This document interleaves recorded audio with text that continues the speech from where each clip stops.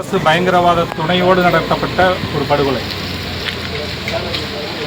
தமிழகத்தில் ஜாதிய வன்முறைகள் பல இடங்களில் நடந்தாலும் தேவேந்திர குல வேளாளர்கள் மேல் நிகழ்த்தப்பட்ட அனைத்து வன்முறைகளும் அரசு தலையீடு, அரசு பயங்கரவாதத்துடன் துணையுடன் தான் நிகழ்த்தப்பட்டுள்ளது.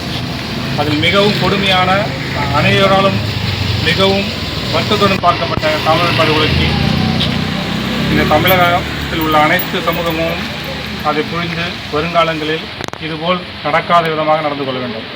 தேவேந்திர குல வேளாளர் சமூகத்துக்கு ஒன்று சொல்லிக்கிறோம், அரசியலுக்குள் வராத வரைக்கும் இதுபோல் படுகொலைகள் நடந்து கொண்டு தான் இருக்கும். இது எல்லாமே அரசியலுக்காக நிகழ்த்தப்பட்ட, அரசு துணையோடு நிகழ்த்தப்பட்ட வன்கொடுமை.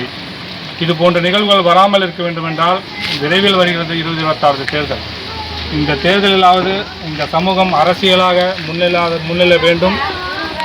அந்த உறுதிமொழியை இந்த இரங்கல் தினத்தில் நாம் அனைவரும் சேர்ந்து இந்த 2026 நமக்கான தேர்தலாக நாமும் ஓட்டு போட தெரிந்த சமூகமாக நம்மை அடையாளப்படுத்தும் விதமாக உறுதியேற்போம். வட மாவட்டங்களில் தான் தேசிய கட்சிகள் துணையோடு, அரசியல் துணையோடு நிகழ்த்தப்படும் வன்கொடுமையை போல் இங்கு பொது உடைமையும் பகுத்தறிவும் சொல்லிக் கொண்டிருக்கிறோம். இந்த தமிழகத்தில் தான் இவ்வளவு பெரிய கொடுமை நிகழ்த்தப்பட்டுள்ளது. இதை வன்மையாக இன்று வரை நாம் கண்டித்து வருகிறோம். இது பொது சமூகமும் இணைந்து கண்டிக்க வேண்டும் என்று கேட்டுக்கொண்டு, வரும் தேர்தலில் இந்த சமூகம் ஓட்டு போட தெரிந்த சமூகமாக எங்களை அடையாளப்படுத்தும் என்ற உறுதிமொழியோடு இந்த நிகழ்ச்சியை முடித்துள்ளோம். நீங்க யாராவது சொல்றதா சொல்லுங்க.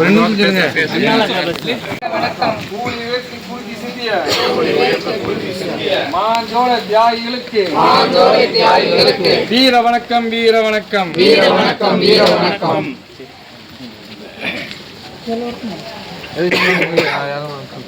அந்த கருத்துக்கள் 25வது என்ன காரணத்துக்காக 99 ஜூலை